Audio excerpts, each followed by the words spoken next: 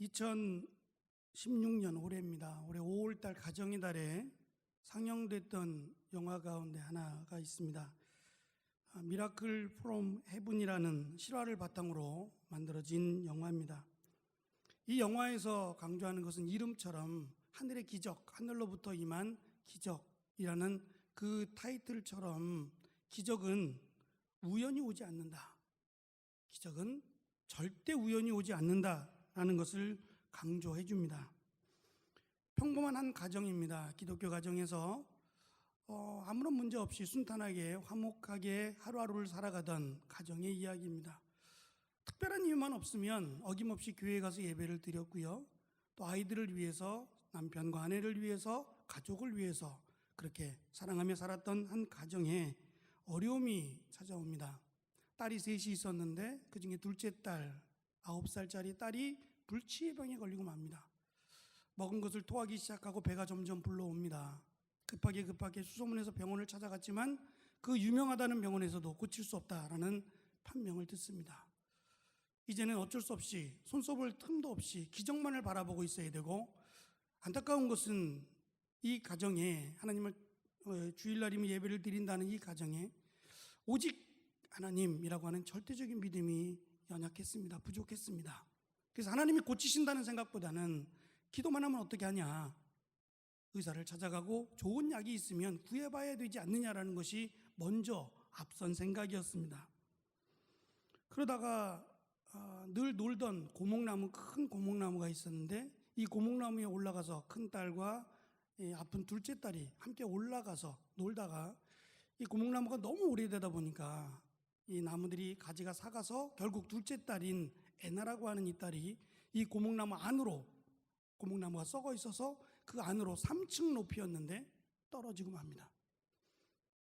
난리가 났고 여기저기 연락을 해서 헬기가 뜨고 이제 응급차가 도착하는 그 시간 동안에 손 쓸 틈이 없는 겁니다. 나무를 자르면 이 나무가 부서져서 오히려 안에 빠져있는 아이에게 해가 된다고 해서 나무를 자를 수도 없고 올라가서 아이를 꺼내야 되는 방법밖에는 없었습니다. 그때 이 아이의 엄마인 크리스티라고 하는 여인은 지금까지 이렇게 간절하게 기도해 본 적이 없습니다. 엄마로서 또는 사람의 힘으로 아무런 힘도 쓸 수 없는 그 상황에 다다랐을 때에 그 나무를 붙잡고 그 나무 안에 있는 딸이 있는데 그 나무를 붙잡고 간절하게 기도하기 시작합니다. 그 간절한 기도 가운데 남편이 달려가서 아내의 손을 붙들고 같이 기도하고 자녀들도 함께 모여 기도하고 모였던 많은 사람들이 이 아이의 안전을 위해서 같이 기도하기를 시작합니다. 영화 내내 참 감동과 은혜가 있었지만 그중에 가장 저에게 감동이 됐던 부분이 바로 이 부분인데요. 아무것도 할 수 없는, 정말 인간으로서, 어머니로서, 아버지로서 할 수 없는 극한 상황에 처했을 때 했던 기도였습니다. 근데 그 기도의 내용이 하나님, 제 딸이 죽어갑니다. 하나님, 제 딸을 살려주십시오. 제 딸을 살려주시면 이라고 하는 기도가 아니었습니다. 하늘에 계신 우리 아버지, 아버지의 이름을 거룩하게 하시며 아버지의 나라가 오게 하시며 아버지의 뜻이 하늘에서와 같이 땅에서도 이루어지게 하소서. 주기도문이었습니다. 기도를 할 줄 몰라서, 어떻게 기도해야 될지 몰라서 하는 기도가 아니었습니다. 내 딸이 살든지 내 딸이 죽든지 아버지의 뜻대로. 인간은 더 이상 할 수 없고 부모인 우리도 아무것도 할 수 없는, 심지어는 전문가라고 하는 전문의조차 손 쓸 수 없는, 그래도 하나님의 뜻대로 이 딸을 인도해 주기를 그렇게 간절하게 기도했던 겁니다. 그리고 역사는 여기에서 일어납니다. 딸은 살아 있었고 딸이 병원에 갔을 때 이미 지병은 나아 있었습니다. 이 가정에게 임한 기적은 우연이 아니었습니다. 하나님의 뜻을 구했던, 내 뜻이 아니라 하나님의 뜻을 구했던 많은 사람들의 합심의 기도가, 그리고 하나님의 은혜로 이 딸은 나을 수 있었던 겁니다. 오늘 우리가 읽었던 요나서에 등장하는 요나 선지자가 물고기 뱃속에 3일 동안 있었다는 것은 기적입니다. 사람은 물고기 뱃속에 들어가 살 수 없습니다.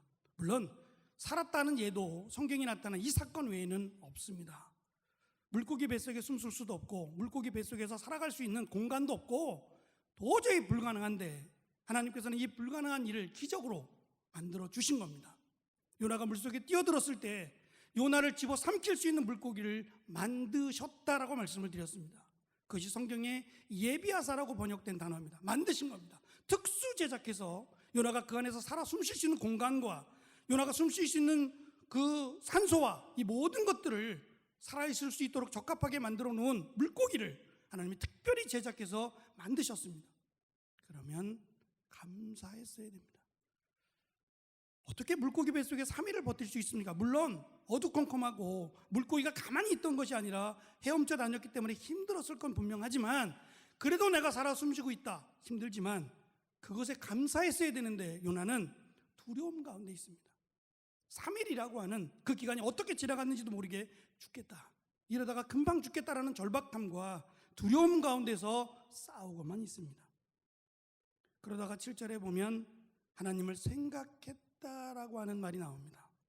마치 그 크리스티라는 엄마가 예나가 나무통 속에 빠졌을 때에 도저히 손쓸 수 없는 인간이 어떻게 해볼 수 없는 극한 상황에 다다랐을 때에 그 통을 붙잡고 나무를 붙잡고 하늘에 계신 우리 아버지라고 기도했던 바로 그 기도의 모습처럼 요나는 마지막 죽기 전 하나님을 찾습니다.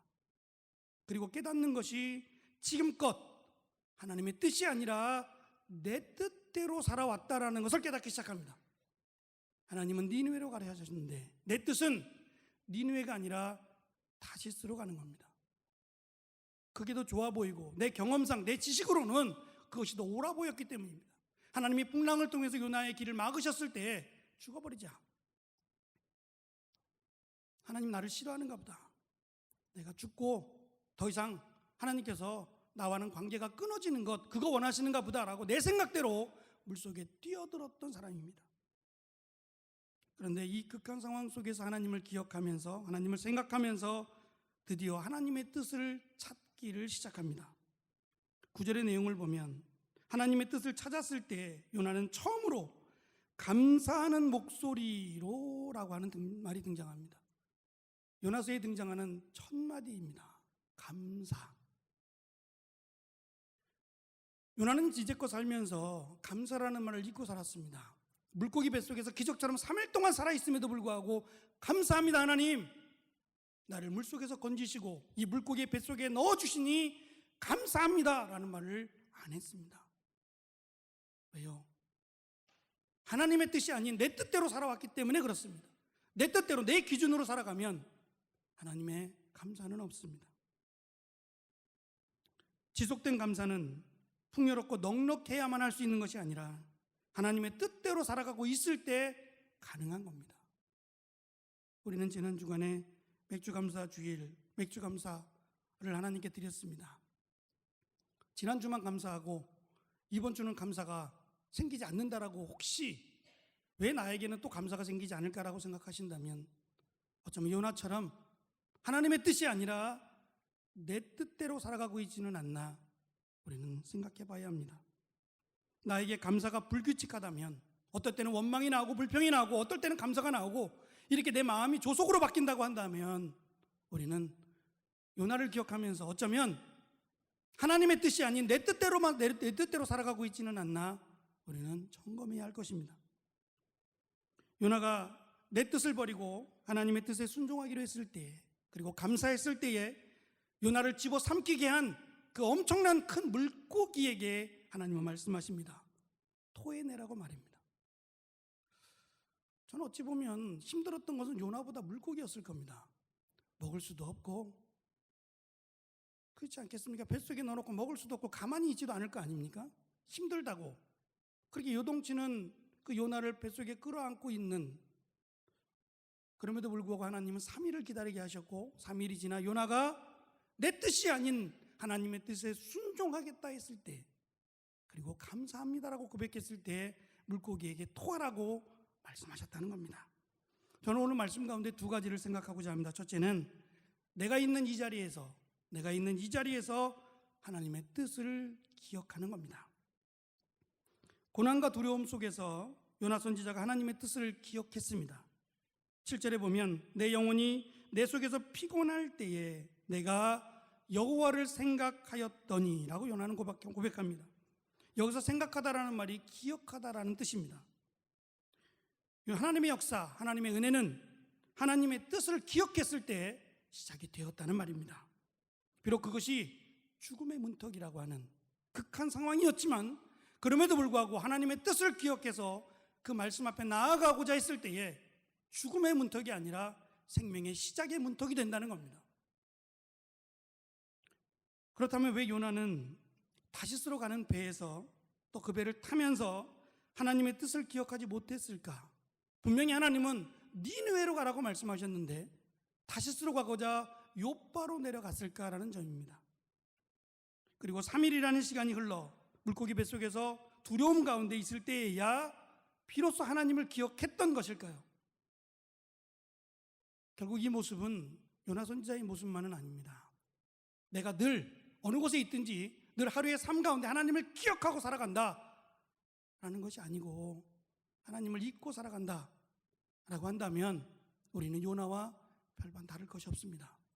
요나 선지자가 하나님의 말씀을 듣고도 불구하고 들었음에도 불구하고 니느웨가 아닌 다시스로 정반대되는 길로 가고자 했던 이유는 자신의 지식과 자신의 경험을 더 신뢰했기 때문입니다. 내 주변의 사람들을, 내가 갖고 있는 힘을 더 의지했기 때문입니다. 내 모든 것들을 내려놓고 정말 하나님만이 전능자 하나님이심을 고백할 수 있었다면 처음부터 순종했을 겁니다. 처음부터 기도했을 겁니다. 하나님의 은혜는 하나님의 뜻을 피하는 데서 일어나지 않습니다. 적지 않은 사람들이 교회 등록조차 꺼려하고 교회 문턱만 밟으며 편하게 신앙생활을 하려고 합니다. 그러면서 하나님께서 나를 도와주시기를, 하나님 내게 큰 은혜를 부어주시기를 기대합니다. 기도가 아니고 기대입니다. 쉽게 신앙생활을 하려고 하는 그곳에서 하나님의 은혜는 발견할 수 없습니다. 그러나 극한 상황이라고 하는 정말 손써볼 수 없을 만큼 아무것도 할 수 없는 상황에 이른다 할지라도 거기에 하나님의 은혜가 있습니다. 하나님의 뜻에 순종할 때, 그리고 하나님을 기억할 때 얼마든지 그 자리에서 은혜가 일어날 수 있다는 겁니다. 하나님 여기에 어떻게 은혜가 있습니까? 하나님 내 상황이 이런데 어떻게 여기에 은혜가 있을 수 있습니까? 라고 말할 수 있겠지만 큰 물고기를 만드시고 큰 풍랑을 통해서, 그리고 요나의 물속에 3일 동안 가둬놓으신 하나님께서 토하라고 말씀하신 그 하나님의 능력은 내가 있는 상황이 아니라 얼마든지 하나님의 상황을 역전시키실 뿐 아니라 그곳에서 하나님을 찬송하게 할 수 있는 능력의 하나님이시라는 겁니다. 두 번째, 내가 있는 그 자리에서 하나님을 섬기십시오. 요나 선지자는 분명히 말합니다. 하나님 감사합니다. 감사합니다. 그리고 그 다음 이어지는 내용은 내가 성전에서 주께 일하겠다는 내용입니다. 하나님께서 요나를 선지자로 세우신 것은 한 가지 이유 때문입니다.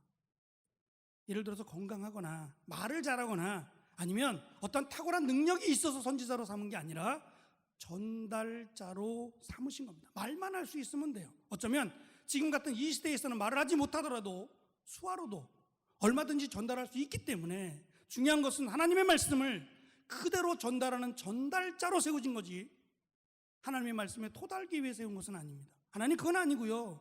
하나님 그렇게 하시면 안 되죠. 그것은 맞지 않습니다. 왜 니느웨로 나를 보내려고 하십니까?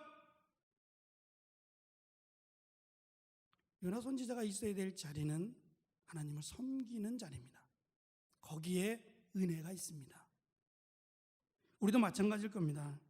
내가 있는 그 자리에서 하나님 지금은 아니고요. 하나님 조금만 더, 아니 내년부터, 지금은 제가 여러 가지 상황이 바쁘고요. 다들 이해해요. 제가 못한다 그러면 그러더라도 하나님의 섬김은 미루는 게 아닙니다. 왜요? 극한 상황에 다다라서 가장 많이 후회한 것은 하나님을 섬기지 못하는 것에 대한 아쉬움이었어요. 내 평생 살아온 길, 내가 지금까지 살아오면서 가장 아쉬웠다라고 하는 것은 어쩌면 내가 젊을 때 내가 조금 더 힘써서 하나님을 섬길 것, 내가 늦기 전에 조금 더 건강했을 때 하나님을 마음껏 섬길 걸, 이것이 후회로 남지 않기를. 그래서 오늘 지금이 나에게는 가장 젊은 시간 아닙니까? 내일은 하루도 나이가 든 시간이니까 오늘이 가장 젊은, 나에게 있어서는 오늘이 가장 젊은 이 시간에 지금 미루지 말고 하나님을 섬기시기 바랍니다. 하나님을 섬기는 것이 은혜입니다. 전능하신 하나님의 뜻을 이루는 일에 나를 사용하시도록, 나같이 부족하고 나같이 연약하고 나같이 무지한 것을 하나님이 택하셔서 하나님의 일을 맡기신 그 자체로도 감사할 수 있어야 됩니다. 내가 무엇이간데 하나님이 나를 사랑하셔서 나를 이 자리에, 그리고 하나님의 일을 섬기는 일에 나를 사용해 주심에 우리는 감사해야 됩니다. 그것이 은혜입니다. 물고기조차 어찌할 수 없는, 물고기조차 우리가 살아가면서 물고기는 흔히 볼 수 있는 건데, 물론 크기는 다르겠지만 그 물고기조차 내가 어떻게 할 수 있는 무력한 나를 깨닫고 큰 물고기를 요나를 위해 만드시고 니느웨로 보내고자 하신 하나님의 뜻에 순종할 때 7절은 그렇게 말합니다. 여호와를 생각했더니 주의 성전에 내 기도가 이르렀다고 말입니다. 내 연약함을 인정할 때 그렇게 기도할 수 있다는 말입니다. 아니야, 아직은 아니지, 조금 더 기다렸다가, 이 말은 결국은 하나님보다 나를 더 신뢰한다는 말이고 하나님의 일보다 내 일이 더 소중하다는 말입니다. 정말 하나님을 하나님으로 인정한다면, 정말 하나님을 전능하신 하나님으로 인정한다면, 내가 이해가 되지 않아도, 니느웨로 가라는 말이 이해가 되지 않아도 우리는 순종하고 그 일에 앞장섰어야 합니다. 하나님의 풍성한 은혜를 경험하고 계십니까? 아니면 6개월을 돌아보면 어떤 때는 은혜로 왔고 어떤 때는 원망과 불평이 나왔다면, 오늘 말씀 속에서 두 가지를 다시 한번 생각해 보시기 바랍니다. 지금 있는 이 자리에서 내 뜻을 내려놓고 하나님의 뜻을 기억하고 있는지, 하나님에게 나에게 말씀하셨던 말씀을 순종하고 있는지 점검해 보시라는 말입니다. 미루지 말고 하나님이 나에게 말씀하신 그 말씀 앞에 순종하고 있는지를 생각하시고, 두 번째, 지금 이 자리에서 하나님을 섬기시기 바랍니다. 하나님의 일은 다 거룩한 일입니다. 어디서 봉사를 하든 무엇을 하든 하나님의 일은 크고 작고의 일이 아니라 거룩한 일입니다. 다른 사람이 나를 인정해 주지 않는다, 이것을 하면 다른 사람이 왜 이것 하냐고 말할지 모르겠지만 아무리 사소하고 작은 일이라 해도 이것은 하나님의 일이며 거룩한 일입니다. 대단한 일이 거룩한 일이 아니라 하나님을 위한, 하나님을 향한 일은 어떠한 일이더라도 거룩한 일입니다. 이 거룩한 일에 나를 사용하시도록, 그래서 하나님의 부르심에, 하나님께서 원하시는 그 일에 순종하며 나아갈 때에 하나님의 은혜를 오늘만이 아니라 내일도, 모레도, 그리고 2016년뿐만이 아니라 앞으로 다가올 우리에게 많은 날들도 언제든지 감사할 수 있을 겁니다. 오히려 불평하지 않을 겁니다. 한 가정에 불어닥친 정말 어떻게 할 수 없는, 그래서 심지어는 그 영화 가운데는 이런 내용이 나옵니다. 교회 안에서 어떤 분은 그 크리스티라고 하는 여인에게 이렇게 말합니다. 당신 죄가 있는 거 아니야? 애가 안 낳잖아. 안 낳는 거 보니까 죄가 있는 것 같아. 당신 남편이, 아니면 당신이, 아니면 당신의 딸 애나가 죄가 있는 거 아니야? 라는 말로 가슴을 찌릅니다. 그래서 교회를 나가고 싶지 않았다고 말합니다. 그렇겠죠. 우리가 해야 될 일은 그 말이 아닙니다. 당신 죄가 있잖아, 죄 때문에 안 낳는 거 아니야 라고 하는 이 독설스러운 말이 아니라 함께 안아주고 기도해 주는 말입니다. 하나님의 은혜가 그 가정에 임하기를, 그리고 오늘 우리에게 나눠주신 말씀처럼 지금 하나님의 말씀에 순종하고 있는지, 내 뜻이 아니라 하나님의 뜻을 이루기 위해서 내가 헌신하고 있는지를 돌아보며 함께 기도했을 때 딸 레나가 낳는 놀라운 역사가 일어났던 것처럼 우리 주변에 많은 어려움에 처한 이들 가운데 하나님 말씀을 기억하고 순종하며 나아갈 때에, 그리고 함께 모여서 기도할 때에 하나님의 은혜가 그 자리에서 역사할 것을 믿습니다. 이러한 은혜가 우리의 삶 가운데 가득하기를 축원합니다. 기도하겠습니다.